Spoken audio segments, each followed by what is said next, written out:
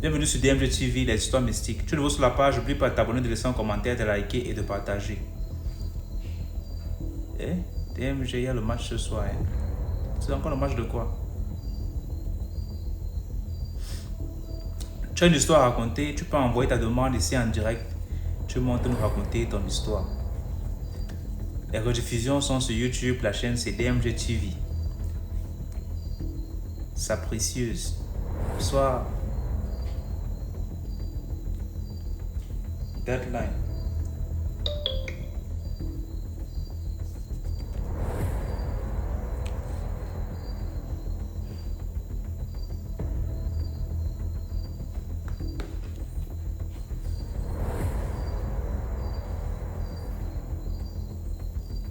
Tes cheveux bouillent DMG. Ah, c'est comme ça, non? Ça bouille souvent comme le coquille.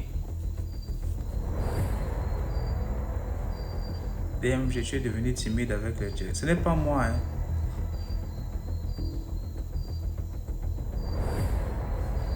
Ce n'est pas moi, c'est...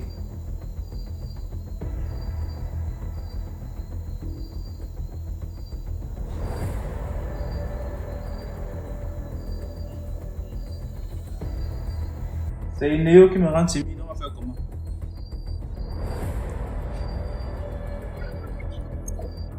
Je vais... Désolée, c'est un peu stressé, c'est ma première fois.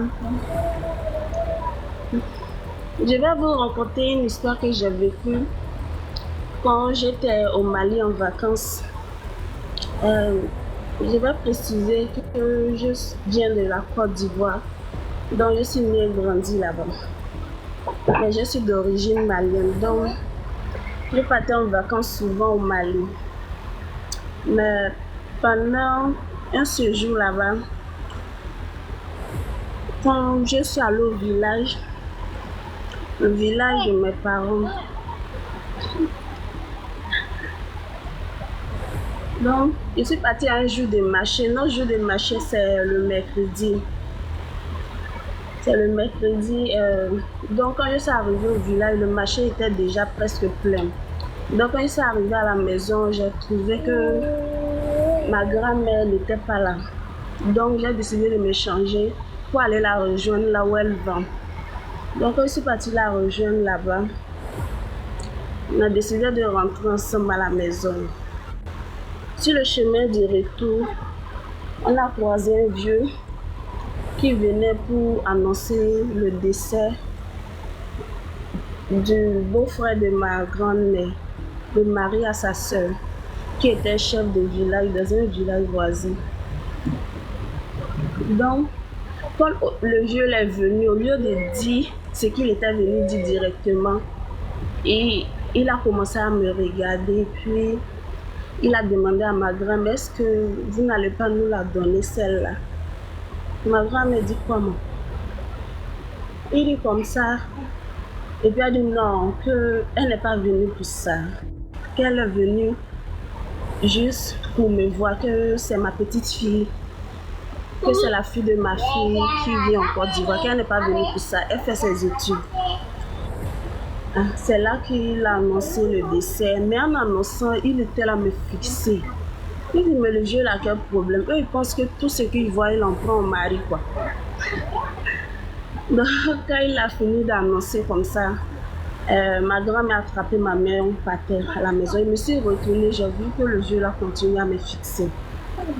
Donc, arrivé à la maison, ma grand-mère a dit ça à a informé mon grand-père qu'elle va partir avec moi dans le village voisin, qu'elle ne va pas me laisser seule dans le village là. Mon grand-père dit non, qu'il faut qu'elle me laisse, qu'il y a des gens pour s'occuper de moi, elle n'est pas la seule. Donc ils se sont discutés comme ça toute la soirée. Donc on s'est couché vers, je crois, 5 heures du matin, je crois. Parce qu'il faisait, on pouvait voir les gens quoi, en ce moment. Quand j'étais couchée au lit, sur le dos, j'ai vu un ombre apparaître. un ombre apparaît, quelqu'un au nu, tout noir apparaît auprès du lit. Mais j'arrivais pas à bouger. J'arrivais pas à bouger. J'étais comme figée. Je savais pas, mais ce qui fonctionnait, c'était mes yeux et puis mon esprit. Tout le reste, c'était comme ça. Ça, il dit, mais qu'est-ce que c'est? Est-ce que c'est l'ange de la mort ou bien c'est quelqu'un qui est venu me voir? Il a commencé à dire, ah non, Dieu, il dit, tu peux pas me faire ça à mon âge là. Tu vas me prendre ma vie. Je vais dire quoi? Il dit, non, je n'ai pas encore vécu, je n'ai que 17 ans. Donc, pardon. La personne était là à me fixer toujours.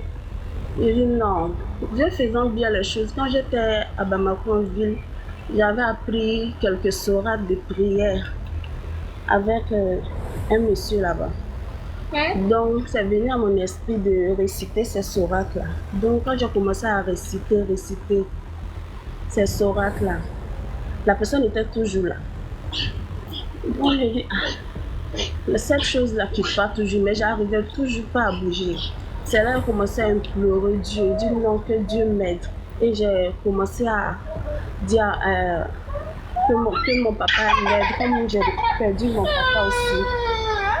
J'ai commencé à dire, papa, toi tu es plus proche de Dieu que moi, donc s'il te plaît, aide-moi. Ne laisse pas cette personne m'atteindre. Ne laisse pas cette personne m'atteindre. Tout d'un coup, j'ai pu me projeter du lit, tomber au pied du lit. Mais toujours la personne était là. Mais j'arrivais plus à bouger encore. C'était là. J'ouvre les yeux, je regarde la personne, je récite les sourates encore, récite.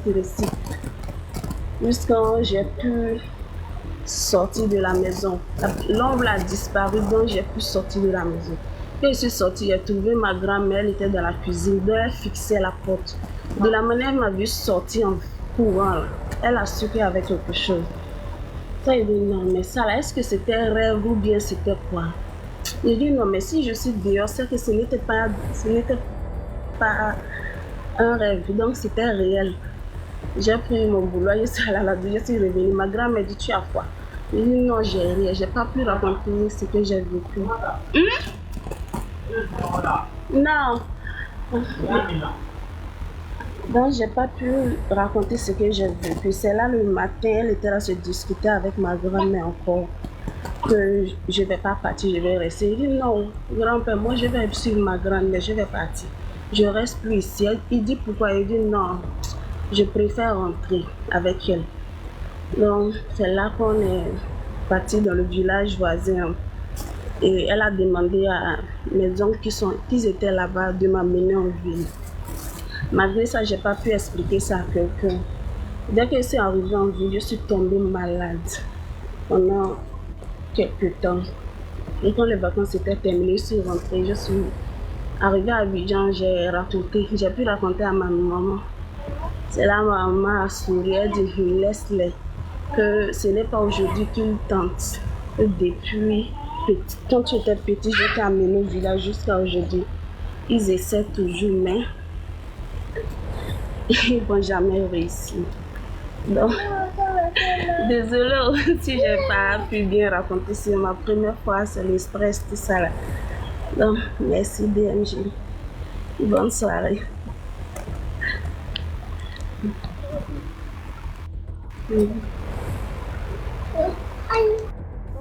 Bonsoir, pas de retour. Bonsoir, papa DMG. Comment tu vas? Ça va bien par la grâce de Dieu. Les amis, Tu as t'as montré écouté, hein? l'écran.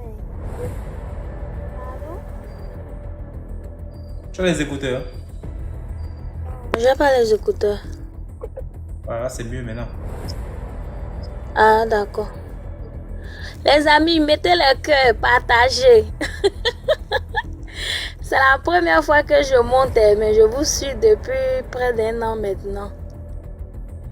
D'accord. J'ai une histoire à raconter. L'histoire, si je l'ai nommée l'atmosphère mystique. Il faut faut pas rire quand tu vas raconter l'histoire. Hein. D'accord, j'ai fait de mon mieux. Oh. Parce que toi, il semble que tu vas en rire. Que... Vraiment, d'accord, je ris plus. Ok, l'histoire se nomme l'atmosphère mystique. C'est deux histoires que j'ai collées. La première histoire, il s'agit, ça fait quelques années, c'est ma propre histoire, ma propre expérience. Ça fait quelques années, pardon, je vis seule à la maison. Bon, à l'époque, je vivais seule. Donc, comme étant une chrétienne, mon cher, derrière toi là, si tu connais derrière toi, tu vas prier fort. Donc, les soirs, les nuits, je prie parfois avant de dormir. Une fois, j'étais en train de prier et papa DMG. Soudainement, j'ai commencé à sentir une odeur.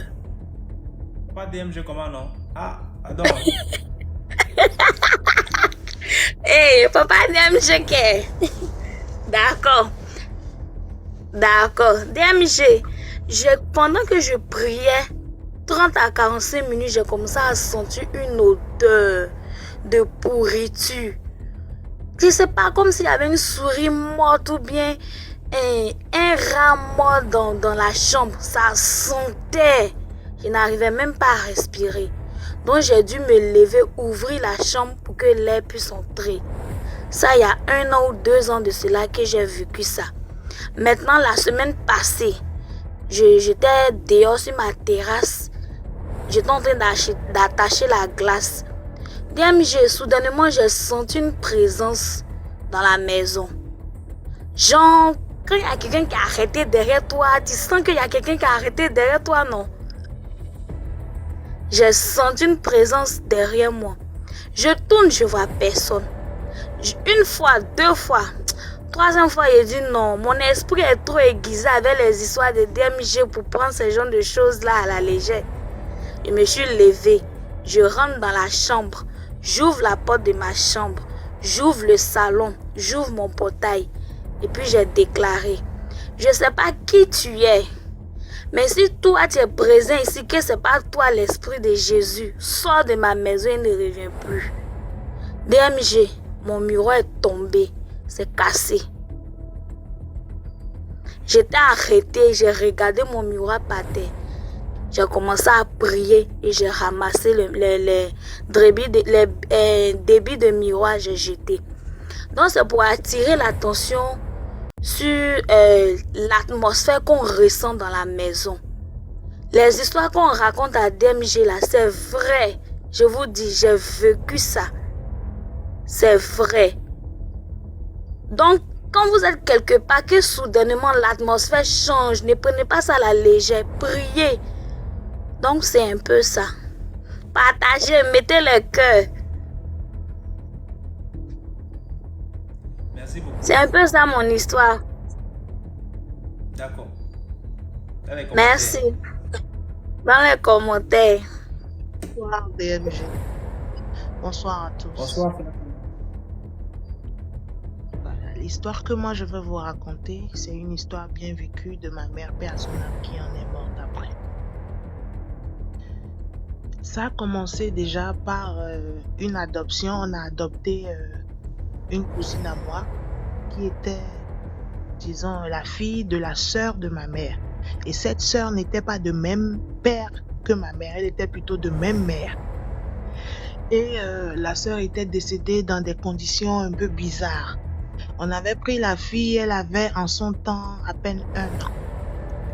Et bizarrement, la fille, là, chaque fois, elle pleurait. Ou quand on la met dans la chambre où il y a coupure de courant, elle peut ressortir. Ou quand elle est seule et tu lui dis d'aller à l'intérieur de la maison, elle ne voulait jamais.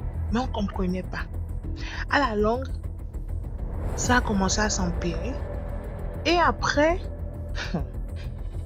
sa beauté a commencé à disparaître en fait. Au fait, c'était une très belle fille, mais avec le temps, je me suis dit ou bien elle grandit ou bien qu'est-ce qui ne va pas. On ne comprenait pas en tout cas. Déjà, elle avait déjà la chose. Elle s'envolait déjà.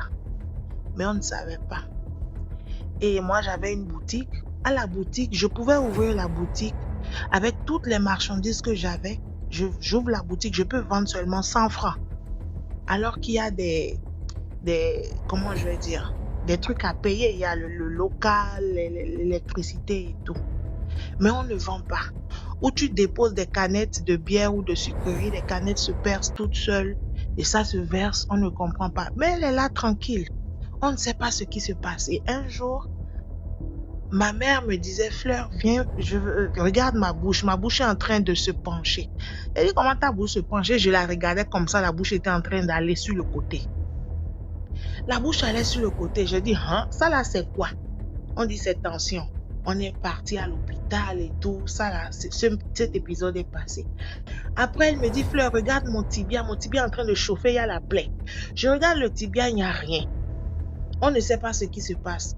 Et le lendemain, on a commencé à avoir des boutons qui lui faisaient genre comme des colliers. Et ça se fermait tout doucement.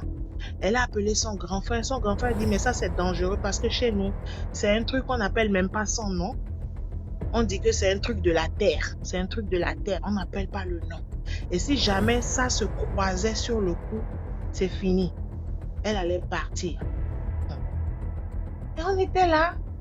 La fille, chaque fois quand elle s'amuse dans la maison, dès que moi j'ouvre la porte, elle se met à sursauter et tout. Moi, ça me faisait tellement mal que quelquefois même je la frappais pour ça parce que je me disais que c'était de l'hypocrisie. Et on a appelé un oncle à moi, un oncle vraiment éloigné, avec qui on ne causait pas en tant que tel, mais qui était céleste. Je ne sais pas si vous connaissez les célestes, christianistes célestes. Et l'oncle est arrivé, il dit que cette histoire, que c'est dangereux. Ce qu'il est en train de voir, ma mère était allongée dans le lit, il dit qu'il voit 7 statuettes autour d'elle.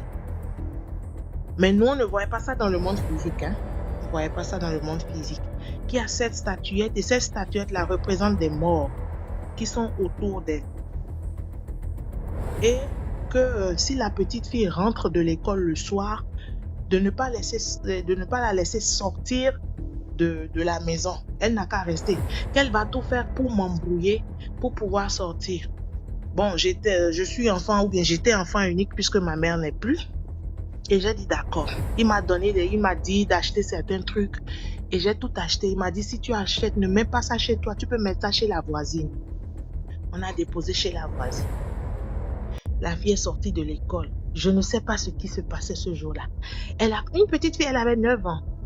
Elle a commencé à vouloir balayer forcément. Elle balaye. Elle veut aller jeter, mais ce n'est même plus jeter dans la maison, mais hors de la maison. Et elle avait un prénom qu'on l'appelait affectueusement à la maison, Choupette. Je dis, mais Choupette, reste tranquille, dépose le balai, dépose la pelle. Elle dit, non, grande sœur, chez nous au Bénin, on dit Dada. Non, Dada, je veux juste aller jeter. Je dis, mais regarde la télé, aujourd'hui seulement, là, c'est ta soirée. Et l'oncle était là, la regardait. Si vous voyez l'œil, les yeux avec lesquels elle regardait l'oncle, c'est que vous n'allez jamais imaginer que c'est une petite fille de 9 ans. Ses yeux avaient changé littéralement. Alors là, à la tombée de la nuit, l'oncle est venu, on a débarrassé tout ce qui était meubles et tout, et il a fait un cercle. J'avais acheté du sel, il y avait des gousses d'ail, il y avait beaucoup de choses. Donc, ils ont fait un cercle. Ils ont mis la croix dans ses mains et puis l'ail et tout. Il a commencé avec, je ne sais pas, le parfum Saint-Michel. Au fait, lui, il est céleste et moi, je suis évangélique. Vous voyez, donc on n'est pas de la même croyance. Moi, j'étais là, au fait, comme une spectatrice. Mais lui, il était convaincu que cette fille-là avait quelque chose, mais on n'avait pas prévenu la fille, en fait. On n'avait rien dit. Et il a commencé, il disait, bon, Choupette, on va prier un peu. C'est ce qu'il lui avait dit.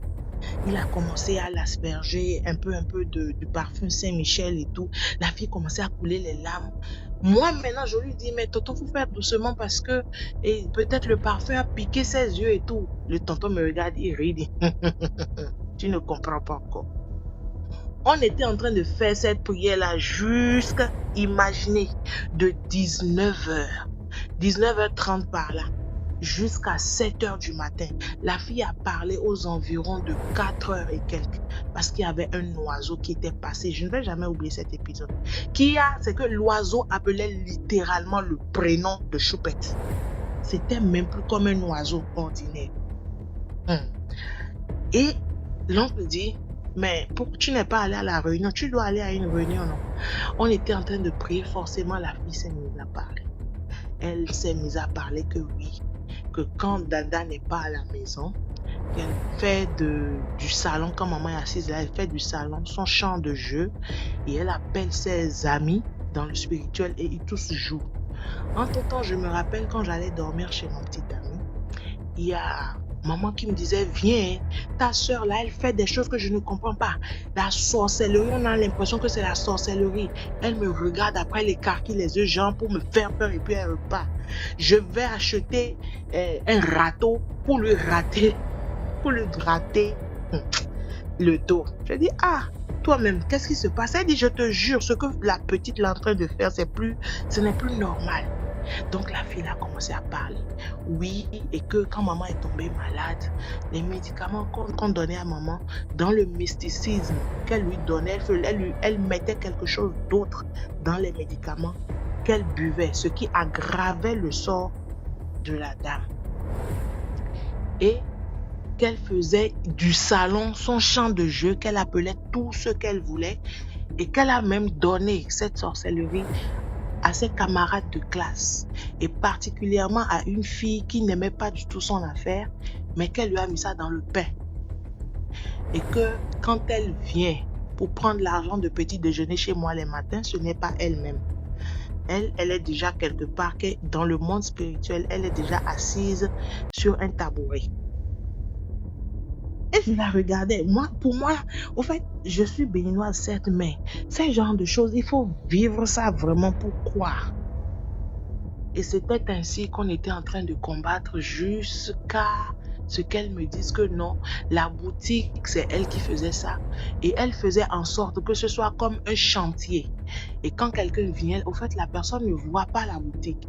Mais c'est les plus curieux qui viennent et qui viennent acheter. Genre, quand ils rentrent dedans, en fait, ils se rendent compte qu'il y a quelqu'un et tout. Et ils peuvent acheter un petit truc parce qu'ils sont déjà rentrés. Sinon, en réalité, c'est comme un chantier. Et c'est comme ça qu'on lui a dit dans ce monde-là que ma mère ne l'aime pas. Et qu'elle pensait que chaque fois quand elle me voyait, elle faisait comme quelqu'un qui avait peur. Elle pensait que moi, je savais déjà. Donc, c'est-à-dire que spirituellement, j'avais le dessus sur elle. Puisqu'ils avaient manigancé quelque chose entre-temps, quand ma mère était très malade, on l'avait amenée dans une église. Moi, j'étais couchée au salon. Et il y avait notre antenne parabolique qui était sur le 3e étage en face de nous. Mais l'immeuble, là où moi j'étais couchée, il y avait la tuile. Donc, je ne sais pas ce qui s'est passé dans cette nuit-là. Ils ont enlevé l'antenne parabolique avec le béton qui est sorti du sol pour pouvoir faire tomber de sorte à ce que la partie du béton là puisse venir percer la tuile et tomber directement sur ma poitrine. Et quand moi, le vent était tellement violent, je me suis réveillée, j'ai dit Jésus. Et le truc est resté comme ça et il y avait seulement l'eau qui coulait dans la chambre. Qu'est-ce qui se passe? Le voisin à côté même a ouvert sa porte. En tout cas, c'était grave. Et la fille disait que c'était ses manigances. Mais qu'elle s'est rendue compte que vraiment, elle ne pouvait pas. Parce que chaque fois que l'on prie et puis qu'on dit feu, on évoque le feu là, que tout se gâte dans leur monde là-bas. Donc je vais profiter aussi pour édifier mes frères pour dire que quand vous priez, ayez la foi en ce que vous dites, quoi. Ça agit vraiment. Et c'est ainsi qu'on était en train de tout faire. Ils ont tout fait. Et en bref, elle a tout fait pour pouvoir faire partir ma mère de cette église-là en mettant la saleté parce que ma mère n'aimait pas la saleté. Les gens, tu vois, les petits trucs sales. Maman disait non, je vais rentrer. C'est quand ma mère est rentrée que, comme elle ne décédait pas, ils ont tout fait pour la taper avec un bois mystique. Elle a commencé, je me suis réveillée, je l'ai vue, elle crachait du sang. C'est comme ça, tout doucement, ma mère est partie. Donc, franchement, ayons la foi quand nous prions. Croyons en ce que nous disons. Et quand nous déclarons, vraiment, il faut croire que tu as déjà déclaré et que ça se passe. Donc, voilà un peu. Elle a dit qu'ils ne peuvent pas me tuer parce que quand je prie, quand j'invoque le sang de Jésus, quand j'appelle, vraiment que ça bouleverse beaucoup de choses en elle. Donc c'est un peu ça. Merci beaucoup et très bonne soirée. Merci beaucoup, Fleur, pour l'histoire.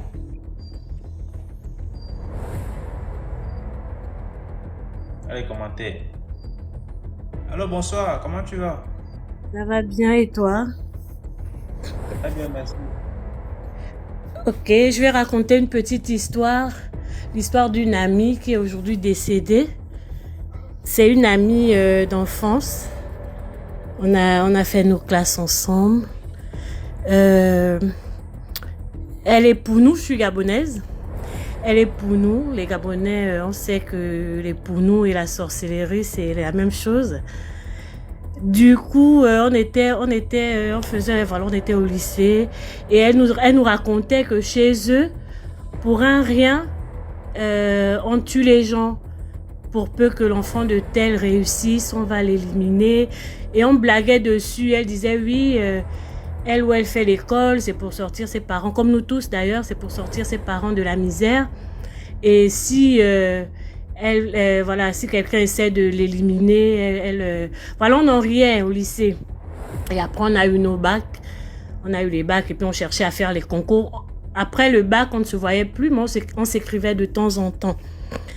On passait les concours. Elle a passé certains concours elle avait gagné un concours. Elle était admise à un concours. J'ai passé les miens aussi et tout. Et on s'écrivait de temps en temps pour prendre des nouvelles et tout. Un jour, j'ai écrit « Coucou, ça va, ça fait longtemps ». C'est sa sœur qui me répond « Bonjour, elle est... » Bon, je vais l'appeler Michel. Coucou, bonjour, Michel hospitalisée, elle ne va pas bien, ça fait une semaine. Je demande qu'est-ce qu'elle a. On ne sait pas, on a fait des examens, on attend les résultats et tout. Je mets ok, tenez-moi informé. Elle a dit ok. Une semaine après, je réécris parce qu'on m'a pas appelé. Coucou, et les nouvelles, je viens aux nouvelles et tout. Elle m'envoie, Michel est décédé. Je me lève, je vais chez elle. Et là-bas, j'apprends que voilà, elle est tombée malade.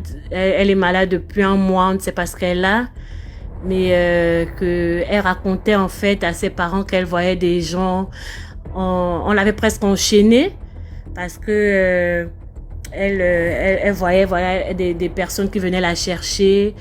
Elle avait maigri. En fait, elle avait tous les symptômes d'une personne qui avait le VIH, mais elle ne l'avait pas parce qu'on l'a fait tous les examens. Elle n'avait pas le VIH et elle racontait, elle délirait. Bon, on disait elle délirait, mais on croit que ce sont des choses qu'elle voyait parce que on connaît son ethnie, on sait comment ça se passe.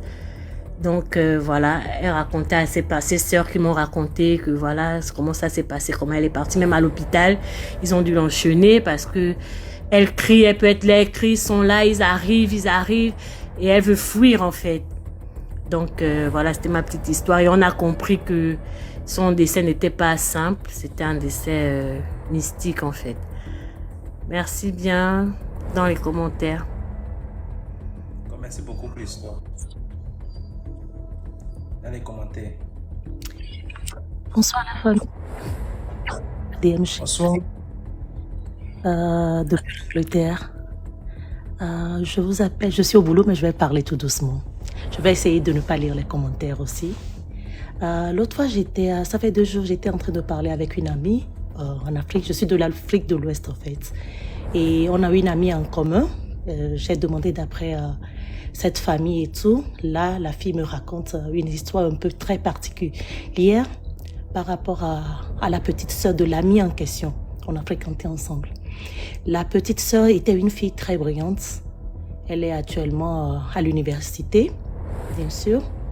Et ça fait 2 ans, elle avait rencontré un homme qui prenait vraiment soin d'elle. Et arrivé à un moment donné, le gars lui disait à chaque fois, quand il y a le moment de passer à l'action, le gars ne veut pas passer par la voie normale. Il veut seulement par de l'autre côté en fait. On est sur TikTok, je ne vais pas tout dire. Jusqu'à ce que la fille, pendant 2 ans de relation, le gars ne l'a jamais mougou en tant que tel, par la voie normale qu'on connaît. Donc le gars lui prenait, le monsieur c'est un vieux en fait, il est beaucoup plus âgé que la fille. Le gars doit être dans les 62 ans, quelque chose comme ça. Mais le gars lui a pris une grande maison d'ailleurs, la fille a déménagé de ses parents. Le gars lui a pris une grande maison, voiture à l'appui et tout. La fille avait une vie de luxe. Elle était étudiante en 3e année sociologie et elle avait tout. Toutes les copines l'enviaient et tout, mais elle n'arrivait pas à dire exactement ce qui se passait entre elle et le monsieur. Jusqu'à ce qu'un jour, il était dans la maison. L'appartement, c'est 3 maisons en une. La maison, c'est 3 maisons en une en fait. Il y a 3 maisons, mais tout ce qu'ils ont en commun, c'est le jardin. Donc la fille était dans sa maison, dans son appartement maison, et le gars était venu encore. Il passait à l'action, et à chaque fois quand le monsieur la prenait par derrière, le monsieur maintenait son cou à ce qu'elle ne puisse pas se retourner et voir l'action par derrière, voir le visage du monsieur par derrière. Donc arrivé à un moment donné, la fille, le jour-là, le monsieur ne l'avait pas tenue, ne l'avait pas maintenir en position comme il le faisait d'habitude. Et la fille a eu le réflexe de tourner sa tête et voir son partenaire par derrière. Son partenaire qui lui faisait la chose par derrière. Donc la fille s'est retournée et là, la fille avait remarqué qu'elle sent quelque chose en elle, mais il n'y avait personne. De panique, elle a crié. Au même moment, elle a eu l'impression, c'est ce qu'elle avait raconté, mais elle est devenue folle là actuellement. Au même moment, elle a vu beaucoup de cafards sur son lit et elle a couru. Elle a déserté la maison. Elle s'est retrouvée dans le jardin toute nue, mais en panique totale. Donc la voisine qui est juste à côté l'a entendue. La voisine est sortie, mais la voisine l'a remarquée nue. Et la voisine est rentrée dans sa maison et prend un pagne pour la couvrir. Au même moment, il y a les autres voisins, la 3e maison.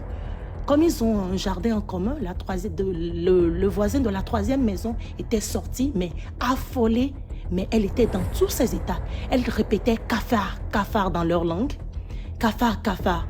Les autres, il y a un des voisins qui était rentré dans sa chambre. Effectivement, il y a plein de cafards sur son lit, par terre. D'autres fuyaient, d'autres étaient morts.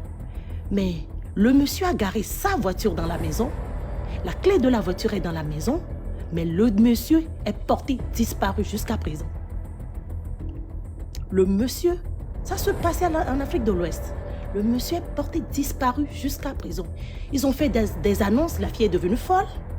Elle a gâché une très belle petite fille qui a gâché sa vie comme ça et qui était très très intelligente.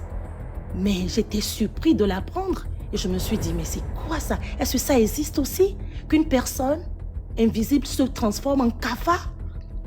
C'est quelque chose que je n'arrive pas à comprendre en fait. Donc j'ai écouté cette nouvelle il y a 3 jours. Je me suis dit, je vais monter rapidement, vous la raconter en fait. D'accord, merci beaucoup pour l'histoire. Merci aussi. Bonne soirée. Bonsoir le Gabonais. Bonsoir DMG. Bon, vous savez déjà d'où j'appelle, ce qui est bien. Alors je viens ici vous raconter une histoire qui ne date pas de long. C'est, on va dire, pratiquement 2 à 3 mois. C'est un peu court. Pardon? La télé? Non, c'est l'enfant qui est sur la tablette. Pardon. Alors, c'est une histoire qui est vraiment très délicate, que je vis encore actuellement. On va dire que je suis directement lié, parce que c'est carrément dans mon cercle restreint. J'ai connu une fille, suite à mon lieu de service, une fille vraiment très bien sympa, qui n'a même pas encore 30 ans, et tout, très belle fille, tranquille et tout, voilà, on a sympathisé et tout, voilà, mais grâce à vous-même déjà, à cause de vos émissions, c'est pas tout qu'on goûte.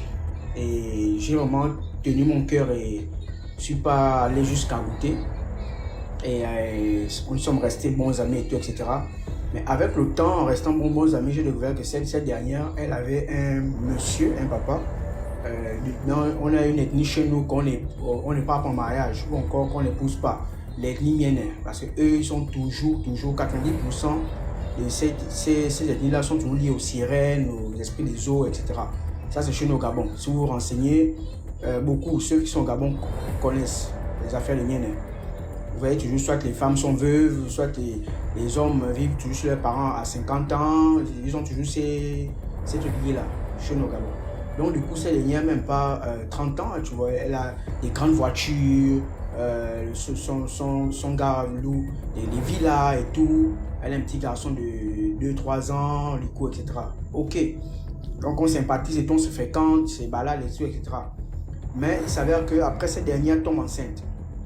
Ça fait 3 mois qu'elle m'a annoncé, elle est enceinte et tout, de quelques mois, voilà et tout. Mais le dilemme qui s'est passé, c'est que cette dernière, son petit ami en question, lui a fait part d'un dilemme simple. L'enfant qu'elle a ne doit pas naître. Parce que depuis qu'elle est enceinte, elle a constaté que dans ces choses et tout, etc., les sirènes qu'il a, il n'a pas dit ça directement. Donc il a vu la mère de la fille, il a parlé en parabole. Et du coup, la mère a compris.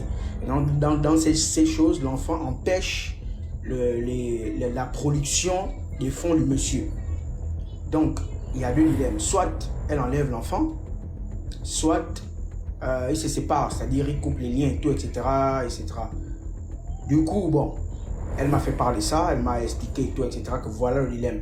Mais le truc, c'est que ces dernières aiment l'argent. Bon, ça, c'est un truc irrévocable chez les femmes. Elles adorent l'argent, elles ont les grands yeux. Même si on dit que le diable vit derrière chez quelqu'un, tant qu'il y a l'argent, elle ira. C'est qu'elle sûr. Donc, c'est le dilemme qui est actuellement où elle est entre le marteau et l'enclume. Soit elle garde son enfant, soit elle perd l'argent. Mais je vous rappelle que cette dernière encore cherchait l'enfant depuis fort longtemps. Depuis qu'elle a eu son fils, elle a eu à avoir des fausses couches et tout, etc. La grossesse passée et tout, voilà. Mais elle a eu la chance de tomber enceinte suite à différentes opérations, différents examens, etc. Qu'elle a eu à dépenser des millions face à beaucoup de choses. Mais aujourd'hui, elle est confrontée à cette situation-là, aujourd'hui, du deuxième jet, franchement, carrément mystique. Parce qu'elle est tombée même sur une petite calebasse où il y avait une sirène en bois. D'après c'est dire, elle m'a même filmé, elle m'a envoyé une sirène en bois et tout, avec les gorilles et tout, etc. D'où le monsieur, où il habite. Et de ce quoi le monsieur habite encore chez ses parents. Il a près de 35 ans, 40 ans, il vit encore à la zone familiale. Alors qu'il loue cette dernière une très grande maison, d'où elle vit seule avec son fils depuis des années. Donc du coup, actuellement où je vous parle, c'est une histoire qui est récente où je vous parle. Elle est entre le marteau et l'enclume. Elle m'en parlait et tout. Bon, moi, je n'ai pas pu trouver des solutions parce que, franchement, vivre cette situation comme ça, je ne sais pas comment je dois commencer à parler. Comment je commence à conseiller.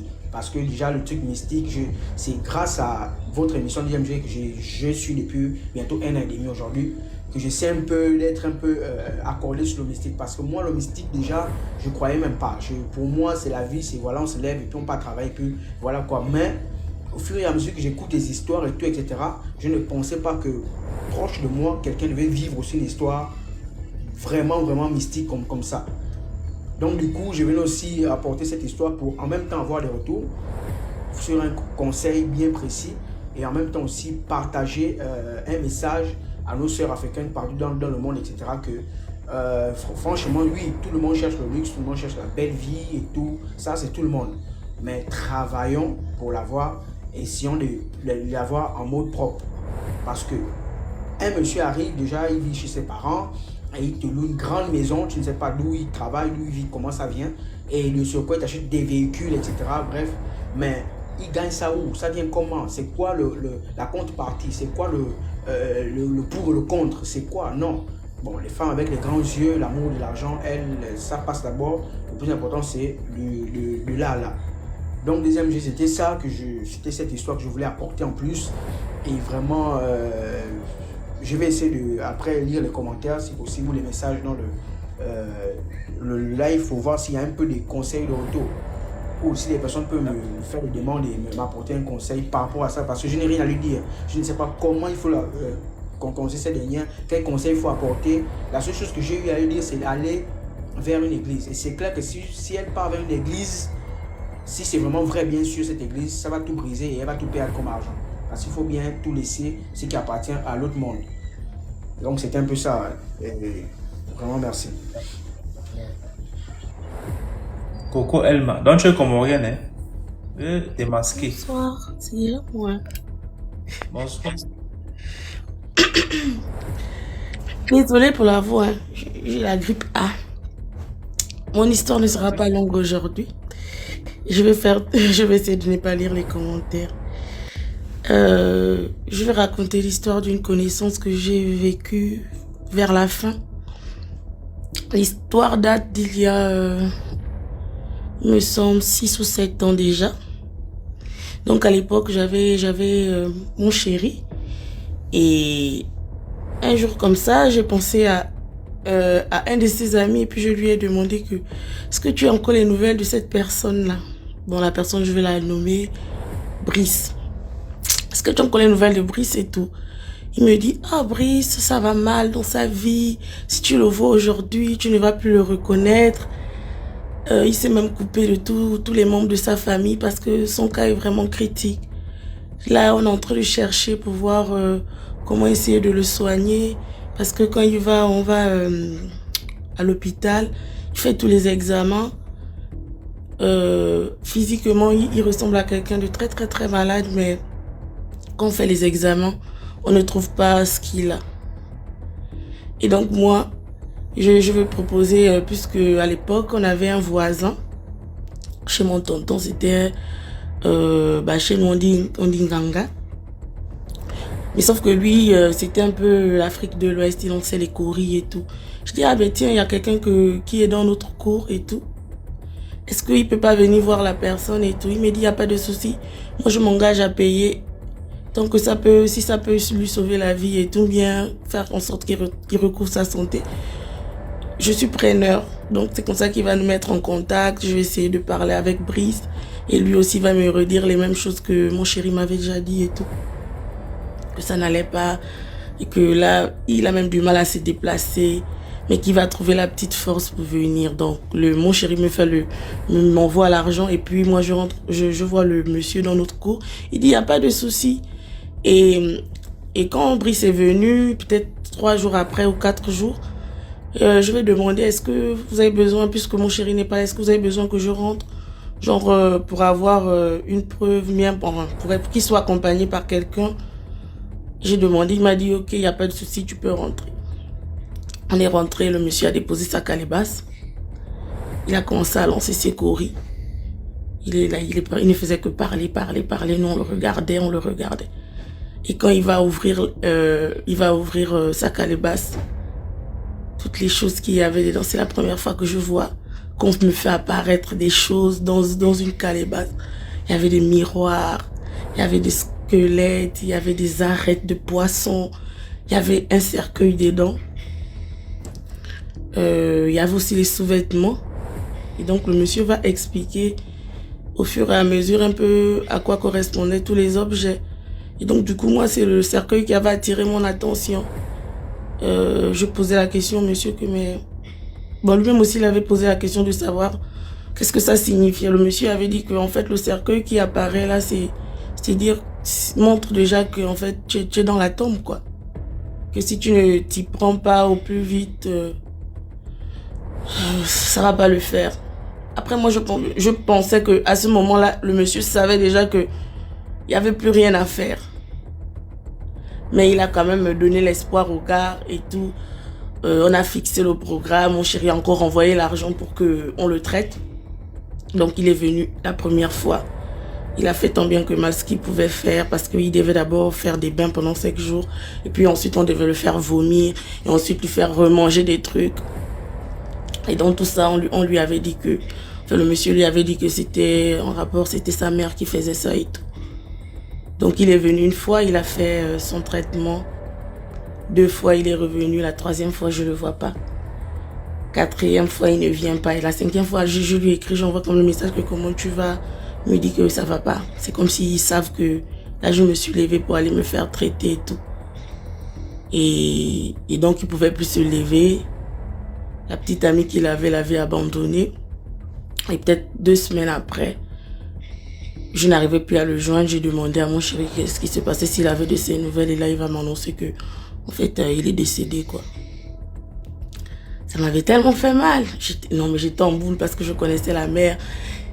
J'avais un sentiment d'injustice, mais bon, après, ça ne me regardait pas parce que je ne fais pas partie de la famille. J'avais aussi demandé à mon chéri, est-ce que tu penses que on doit dire quelque chose? Il me dit, bah, ça ne nous regarde pas. On était juste là pour l'aider. En plus, il s'était coupé de sa famille. Et le jour du décès, bah, il fallait voir comment sa mère pleurait. Elle était vraiment la plus éplorée. Mais bon, c'est la vie, quoi. Donc, au final, Brice est décédé. Ça fait 7 ans de cela. Et puis, c'était ça mon histoire. Pour dire qu'il faut faire attention. Même si c'est nos parents, il faut toujours, enfin, peu importe à ce qu'on croit, il faut toujours s'y attacher fort, quoi. Si on est traditionnaliste, on demeure dedans. Si on est chrétien, on prie. Parce que le mal peut venir de tous les côtés. C'était ça mon histoire aujourd'hui. Condoléances. Merci pour l'histoire. Je t'en prie. Bonsoir. Bonsoir DMG. J'espère que tu vas bien. Je vais très très bien, je vous suis depuis et aujourd'hui j'ai envie de partager mon propre histoire avec vous. En fait, moi je suis chrétienne évangélique et un jour je reviens de l'église et chaque jour il y a un monsieur, il restait à l'ombre. Il y a un grand arbre devant dans la maison. Du coup, le monsieur, il restait à l'ombre. Il fabriquait des trucs pour, on appelle quelque chose chez nous, le beignet, mais on le fait sur le feu, quoi. Donc, il fabriquait un truc où on met le beignet dedans. Donc, un jour, je reviens de l'église, ce monsieur me dit, ah, vous allez même à l'église et puis, enfant, vous faites même pas d'enfant. Parce que moi, ça faisait 5 ans que j'étais mariée, j'avais pas fait d'enfant. Du coup, je me suis retournée, j'ai demandé au monsieur, mais attends, qu'est-ce que je vous ai dit? Moi, je viens juste de rentrer, je vous ai salué, c'est pas la peine de m'insulter. Et ce monsieur a commencé à dire que oui, vous allez à l'église, même enfant, vous faites pas, c'est pas la peine de prier, venez adorer ce que moi j'adore. Et ce monsieur, c'est un grand sorcier. Ce monsieur était dans son village, là, loin, il avait tué tellement de monde que on l'a renvoyé du village. Donc, il est venu s'installer en ville maintenant. Donc, du coup, les gens, on a commencé à parler. Et puis, les gens sont venus écouter un peu comment on discutait. Et les gens me disaient, bon, laisse ce monsieur parce que ce monsieur, il est vraiment fort. Que si je discute avec lui, demain matin, peut-être, je ne vais pas me lever parce que ce monsieur, il a tellement tué des gens au village qu'ils l'ont renvoyé et il est venu rester en ville ici. Non, c'est le Togo, c'est pas le Bénin. Donc, du coup, moi, je suis rentrée chez moi et ce monsieur me disait, ah, tu sais pas qui je suis, tu vas voir. J'ai dit, bon, je vais voir quoi? Moi, je suis chrétienne. Et moi, mon Dieu ne va pas me laisser. La Bible a dit quoi? Que tout temps forgé contre nous sera sans effet. Du coup, quand le monsieur, il prononçait des paroles incantatoires contre moi, moi, je lui renvoyais la parole de Dieu. Donc, du coup, ça ne m'atteignait pas. Tu imagines, DMG, que le soir, moi, je me suis couchée avec mon mari et ce monsieur est venu dans la nuit pour me tuer. Du coup, on s'est battu. On s'est tellement battu dans la nuit que mon mari me réveillait et dit, mais pourquoi tu t'agites comme ça? Donc, comme si moi, je dors. C'est pas un songe. C'est comme un truc réel, en fait. Donc, du coup, on s'est bien battu jusqu'à ce que je lui ai vraiment serré le cou. Tu imagines, le matin, on se réveille. J'ai même oublié que j'avais fait un songe ou quoi. Et puis, moi, Marie me demandait, mais pourquoi j'étais tellement agitée dans la nuit? Je lui disais, non, c'est ce monsieur qui est venu. Donc, du coup, j'attendais le jour pour dire ça à ma grande sœur, pour qu'elle aille lui dire que ce qu'il est venu faire là, dans la nuit, il ne faut plus qu'il répète ça. J'ai même pas fini de parler que sa femme est venue dans la maison dire que à 4 heures du matin, son mari n'arrivait pas à respirer et ils l'ont conduit à l'hôpital. Sa femme n'a pas fini de nous parler de ça qu'on l'a appelé que son mari est mort. Du coup, moi, ce que j'aimerais dire aux gens, c'est que si tu es chrétien, si tu pries, il faut être ferme dans ce que tu fais en fait. Sinon, on est dans deux mondes différents. Donc, si tu es chrétien et que tu joues, tu vas recevoir des balles perdues en fait. Parce que moi, si c'est que ce monsieur, je priais pas et tout, c'est que ce qu'il m'a fait là, peut-être c'est moi qui devrais mourir. C'est moi qui devrais mourir. Parce que c'est ce qu'il fait, hein. Lui, quand il dit tu meurs, tu meurs. Lui, il est fort, c'est un grand sorcier. Donc, mais j'avais eu peur, hein. J'avais peur quand même. J'ai rien dit à sa femme ou quoi, mais j'avais eu peur. J'ai dit, mais attends, ce que on a fait là, c'est vraiment spirituel en fait. Donc, j'exhorte les gens vraiment à prier, qu'ils soient vraiment fermes dans la prière. Si tu pries, sois ferme. Ne joue pas avec Dieu. Parce que Dieu, il sauve. Moi, je vous dis, j'ai vécu ça. Depuis ce jour, j'ai peur de Dieu en fait. Je rigole pas. C'était un truc réel. Voilà. Donc, c'est juste pour vous dire que il y a vraiment deux mondes. On vit dans un monde réel ici, mais c'est deux mondes en fait. Juste pour vous dire ça. Mais bonne soirée à tout le monde et gros bisous. Merci beaucoup, Véronique. Dans les commentaires. Après, on va dire que quoi? Dans la chaîne, c'est DMG TV. Non, c'est DMG Production. Et on a pour but de faire des courts-métrages avec des courts-métrages mystiques. Ça veut dire que ça va être un truc où on va relater des faits réels ou alors des faits de la société, passer un message profond. Mais ça va être beaucoup plus avec une couleur mystique. Ça ne sera pas des trucs comme on produit d'habitude, des films romantiques. Pardon, non. Avec des films où on a des retours mystiques, où le bailleur a le serpent dans les toilettes, ou les trucs comme ça, ou alors l'esprit est sorti de l'eau, venu nous chercher.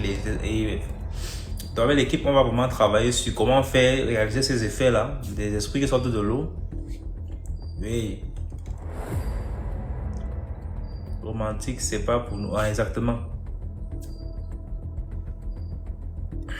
Donc, on a encore que le travail sur comment on va faire pour réaliser les effets des esprits-là. Et donc, allez vous abonner si vous n'êtes pas encore abonné parce que vous allez rater. Hein. La page, c'est DMG Production. Il y a déjà un petit teaser, une annonce qu'on a fait sur la page. Allez regarder un peu à quoi ça va ressembler. Donc, allez vraiment regarder. On aime l'action. Ceux qui n'ont pas le cœur, ne vous abonnez pas parce que ça va être du lourd. Ceux qui n'ont pas le cœur, ne vous abonnez pas. Parce que il y aura seulement des choses qui... bon, c'est vrai qu'il y aura quand même les scènes où on parle seulement, hein, mais il n'y aura pas de scènes avec des personnes dénudées. Donc rassurez-vous déjà. Vous pouvez voir les films là avec vos enfants au calme. Mais pas les plus petits. Ceux qui peuvent quand même voir une scène effrayante sans avoir à faire des mauvais rêves. Oui. Ceux qui n'ont pas le cœur, ne vous abonnez pas. Parce que les gars auront vraiment peur. C'est pas... Moi-même, on a tourné une fois dans la forêt avec un petit. Moi-même, j'ai eu peur. Je vous dis la vérité. J'ai eu peur. J'ai dit, en arrêtant ici, on va continuer le matin. Il était 23h dans la forêt, à 23h. Non. Il a dit que non. Bonsoir, l'homme de l'ombre. Oui, DMG, comment? Ça va très bien. Bibine, la page c'est sur YouTube, c'est DMG Production. Je suis là, tonton. Ça fait un bail. Tu me recrutes. Oui, je ne reçois plus les alertes quand tu es en live. Il faut dire que je suis toujours aussi en déplacement ces derniers temps. Là même, je suis à Abidjan comme ça. Ça fait 3 semaines que je n'ai pas fait le direct. Dans 2 semaines, Ah, deux semaines. d'accord. Je suis à Abidjan comme ça depuis quelques jours là.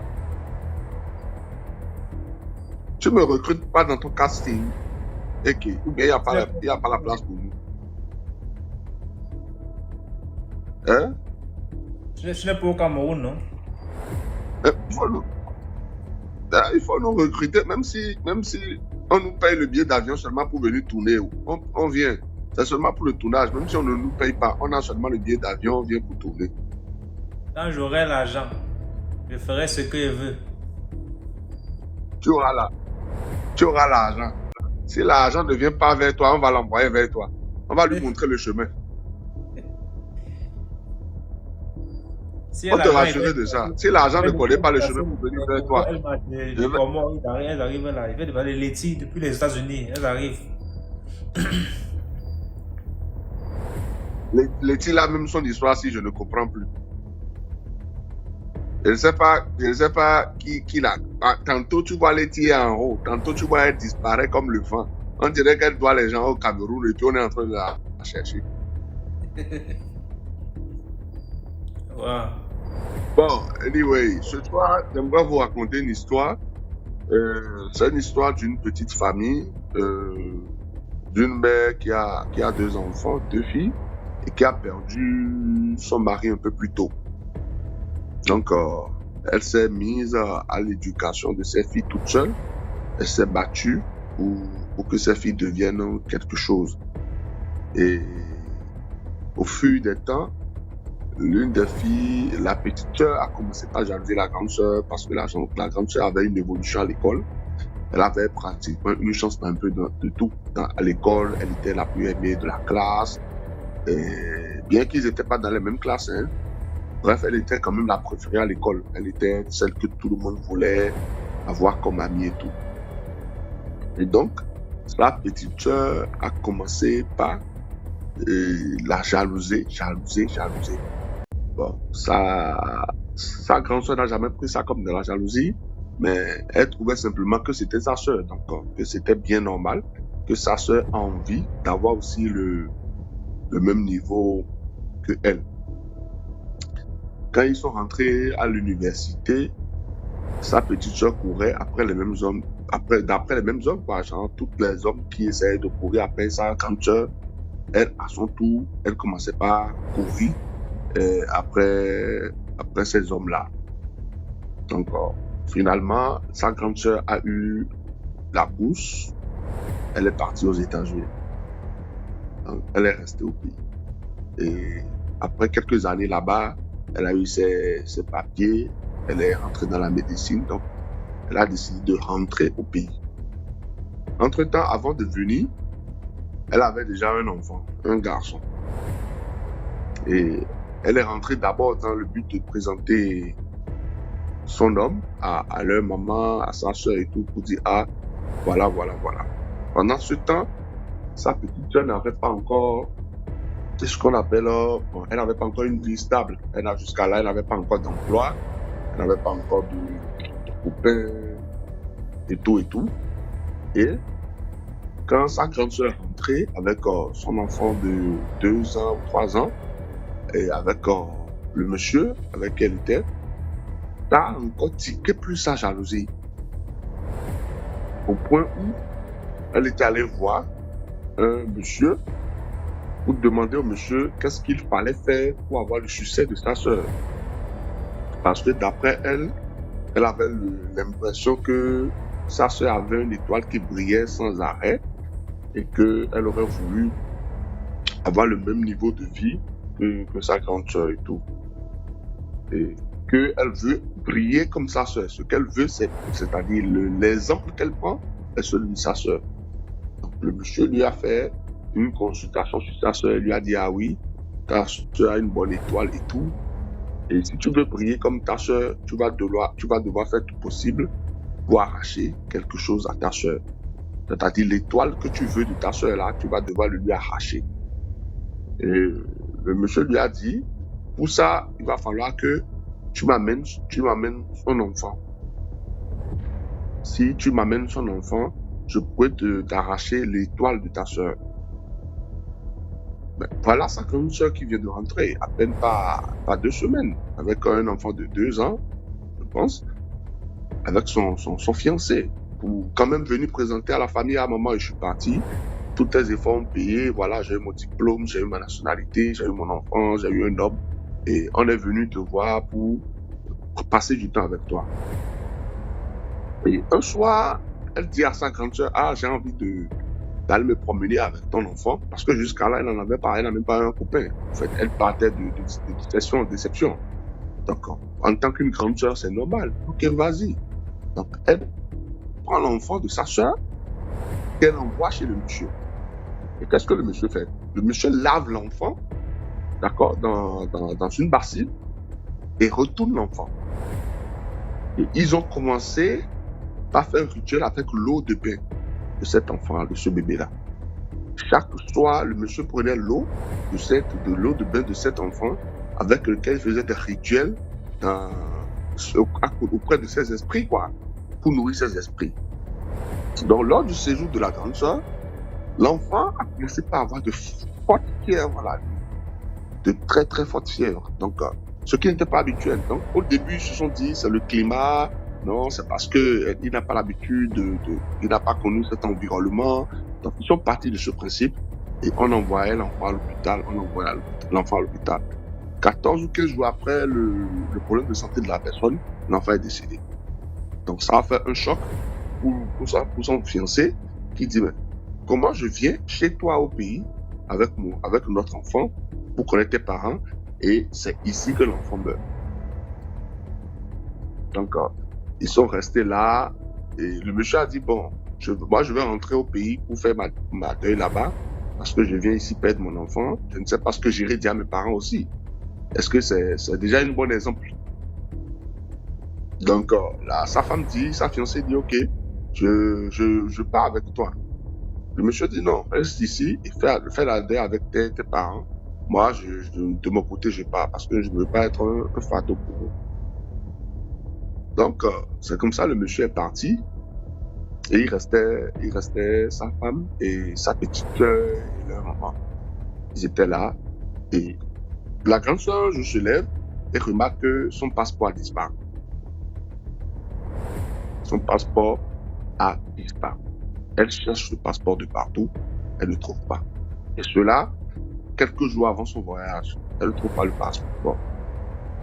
Elle a cherché partout. Et c'est là où sa maman lui a dit, ton passeport n'est pas perdu, parce qu'elle doit être sûrement quelque part. Donc, en cherchant, jusque la mère avait compris que si le passeport a disparu, c'est forcément quelqu'un qui l'a pris, puisqu'ils n'étaient que 3 dans la maison. Il y avait elle et ses 2 enfants. Donc elle a essayé de cuisiner un peu sa Benjamin, et la Benjamin a sorti le passeport, et c'est la mère qui lui a dit, ah non, ton passeport, je pense que c'est quand je rangeais tes affaires que je l'aime mal ranger, pour protéger ça Benjamin. Donc, l'autre est parti et tout. Une fois rentrée là-bas, non, le jour qu'elle est rentrée aux États-Unis, le lendemain, son mari demande divorce. Genre, voilà quoi, je ne veux plus qu'on soit ensemble. Parce que le mari n'a pas eu une bonne expérience de son séjour au pays avec elle. Comment je pars chez toi avec un enfant vivant et on revient sans enfant? Donc, des problèmes ont commencé. Et puis, c'est parti vraiment en délibéral. Du coup, la vie de cette femme a commencé par sombrer. Elle a commencé par plonger dans ce qu'on appelle le chaos. Et c'est comme ça qu'un jour, elle est tombée sur un monsieur qui est africain, je vais dire le nom. Et le monsieur l'a vu. Le monsieur, bon, on va dire c'est un monsieur spirituellement parlant qui s'y connaît. Le monsieur l'a vu, tout triste. Le monsieur lui dit, mais madame, vous avez quoi? Elle a narré un peu son problème au monsieur. Le monsieur a dit, levez la tête, je vais voir votre gorge. Et le monsieur, en la regardant, lui dit, vous avez une personne dans votre vie qui vous embrouille et qui vous détruit depuis longtemps. Et vous prenez cette personne pour votre famille, votre ami et votre parent, votre proche. Jusqu'à là, elle s'en revenait pas parce qu'elle ne doutait pas du tout que sa sœur pouvait la faire de coups bas. C'est là où le monsieur met la main dans le sac et lui donne un petit truc pour dire, ce soir, pressez ça sur vos yeux, vous allez voir qui est derrière le malheur qui est en train de vous arriver. Bon, très curieuse, bien qu'elle est née dans une famille chrétienne, hein, très curieuse, elle prend le truc chez le monsieur et elle pratique ce que le monsieur dit. Malheureusement pour elle, elle n'avait pas eu le temps de prendre le numéro du monsieur. Et elle a fait. Et cette nuit, elle avait vu dans l'entièreté comment sa propre petite soeur était partie avec son enfant, d'accord, chez quelqu'un pour laver son enfant et prendre l'eau de cet enfant pour faire des rituels. Et effectivement, après le décès de l'enfant, la période où elle est repartie aux États-Unis et qu'elle a commencé par sombrer, c'est là où la vie de sa soeur, de sa petite soeur, a commencé par changer. Parce que rentrée pas longtemps, pendant que elle vivait, elle avait déjà commencé par vivre un chaos. Sa petite soeur lui annonçait qu'elle venait de rencontrer un blanc et tout, et que voilà, le blanc se pressait à connaître les parents et tout, donc il faudrait qu'elle revienne au pays. Et la soeur dit, mais je ne peux pas parce que je viens de rentrer et j'ai pas mal de problèmes sur le dos, donc je vais devoir régler pas mal de certaines choses avant de reprendre encore la route du pays.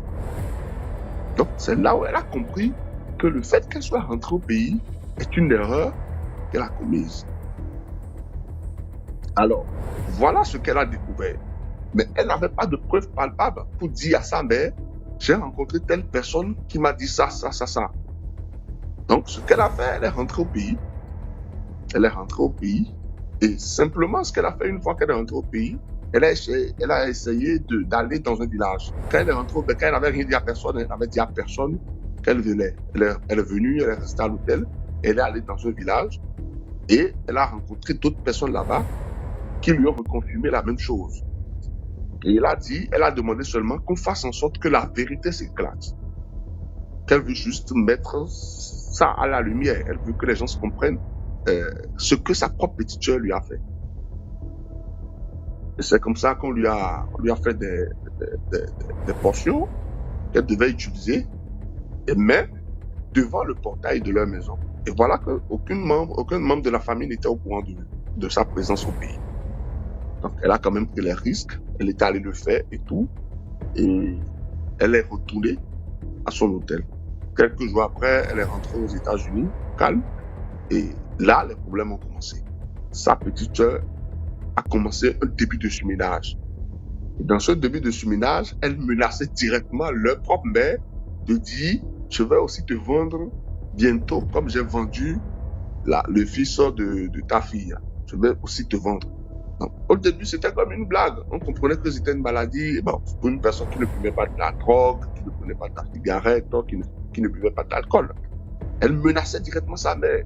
Je vais aussi te vendre bientôt comme j'ai vendu la fille de l'enfant le garçon de telle personne, de ta fille. Et c'est là un jour, sa mère lui fait asseoir pour dire, qu'est-ce que tu racontes? Est-ce que c'est nous? Il dit non, je l'ai fait. Je vais t'amener chez tel monsieur. Il est puissant. Je vais le faire. Le même rituel qu'on a fait à telle personne, on va te le faire. C'est là que sa mère a pris conscience et a compris que non seulement sa fille devenait folle, mais que derrière cette folie, il y avait quelque chose. Donc, elle a commencé par mener ses petites enquêtes et a découvert effectivement qu'il y avait un truc comme ça. Et pour aller à la rencontre de cette vérité, elle est partie avec sa fille, sa Benjamin, qui était déjà dans un état avancé de surménage, vers ce monsieur, pour demander à ce monsieur si ce monsieur pouvait trouver une solution pour guérir sa fille. Le monsieur a dit qu'il pouvait, mais qu'il ne peut pas. Parce que sa fille était venue le voir pour des travaux et que apparemment ils ont renversé la situation contre elle. Donc lui ne peut rien. Et c'est là que la mère a demandé au monsieur quel genre de travail était venu faire chez vous. Le monsieur lui dit, elle était venue me voir, me dit que pendant toute sa vie, qu'elle n'a jamais été heureuse et que sa sœur avait fait des trucs pour lui arracher sa chance. Et qu'elle a été toujours heureuse dans sa vie, donc elle voulait reprendre ses coups de chance et que lui, il avait consulté et qu'on lui avait permis que lui pouvait le faire. Il lui a dit, bon, si c'est le cas, amène l'enfant de ta sœur et on va faire ce qu'on peut et que c'est comme ça qu'elle a accepté. Mais qu'elle a dit aux devins, c'est-à-dire aux esprits, que c'était pas lui, que c'est un travail qu'on l'a commandé. Donc c'est pas lui qui faisait le boulot, mais que c'est un travail qu'on l'a recommandé. Donc en cas de retour à l'envoyeur ou d'un problème, et ça va directement chez elle. C'est comme ça que cette histoire est sortie à nous. La maman a rappelé sa fille aînée pour demander pardon et a demandé que sa fille rentre. Ça fait, paraît-il, 30 ans aujourd'hui que la fille n'est jamais rentrée et a coupé tout contact avec sa famille. C'est ce que je voulais vous dire dans cette histoire. Vous devez d'abord retenir une chose. Ne pensez pas que quelqu'un est plus heureux que vous. Chacun est heureux dans son confort. Si vous n'êtes pas satisfait de votre vie, personne ne peut vous satisfaire. Tout bonheur commence par soi-même. Et la deuxième chose, j'aimerais dire parfois à nos soeurs, nos amis, nos proches qui sont des benguistes, de savoir vivre. Ce n'est pas parce que tout le monde parle bien avec vous que vous êtes aimé par tout le monde. Je dis toujours ici, votre mère, votre enfant, votre père, votre femme peut devenir votre ennemi à tout moment. Sachez que vous êtes un proie pour tout le monde. Et tant que vous n'avez pas l'instinct prédateur de vous protéger, n'ayez pas vous exposer. Parce que ce qui a exposé cette femme, cette grande sœur, c'est le simple fait qu'elle a voulu se présenter avec son fiancé et son enfant. Parce qu'elle a été absente pendant un moment, elle s'est dit, il fallait que je rentre au pays. Je trouve parfois raison à ceux qui partent et qui décident de ne pas revenir. Je ne dis pas que c'est une bonne chose, mais je dis que vous devez savoir prendre vos précautions. Ne vous estimez pas tellement heureux ou heureuse parfois que vous vous laissez emporter. Si elle avait refusé peut-être ce soir que sa soeur ne sortira pas avec son enfant, le pays n'aurait pas arrêté. L'erreur qu'elle avait faite, c'est ça. Évitez d'être sentimental à certains moments. J'ai dit à quelqu'un hier que être égoïste, c'est une chose qu'on déteste, mais que parfois ça protège. Voilà l'histoire que je voulais partager avec vous. Ça fait froid dans le dos quand j'ai entendu cette histoire, que l'intéressée elle-même me l'a racontée et m'a dit, ça fait 30 ou 31 ans que j'ai plus remis les pieds chez moi. Un homme que j'ai connu dans ma vie m'a quitté. Ma vie est partie en fumée et aujourd'hui j'ai du mal à me lever. Voilà l'histoire que je voulais vous raconter. Tirez-en une leçon telle que vous pouvez. Et merci beaucoup à tous les auditeurs. Merci beaucoup, l'homme de l'homme, pour l'histoire. C'est un plaisir. Merci. Merci. D'accord. Ciao. Comme je disais tantôt, là, abonnez-vous à la chaîne YouTube DMG TV, DMG Production autant pour moi. Ou alors vous entrez dans ma page ici, la page TikTok ici. Et en bio, dans ma bio, vous allez voir DMG Production, il y a un YouTube. Vous cliquez dessus, vous abonnez. Ce qui va arriver, ça va être du lourd. Donnez de la force comme d'habitude. Merci à tous ceux qui ont participé. On est 1100 personnes connectées actuellement. Merci à tous ceux qui ont envoyé leurs histoires, ceux qui ont tapoté, ceux qui ont partagé, ceux qui ont liké, ceux qui ont envoyé les cadeaux. Et donc on va se prendre mercredi pour un autre direct qui est le courant ou pas. On va faire comme aujourd'hui. Les gars, c'est comment? Donc, merci beaucoup. Passez une très bonne nuit. Et surtout, priez avant de dormir. Ciao.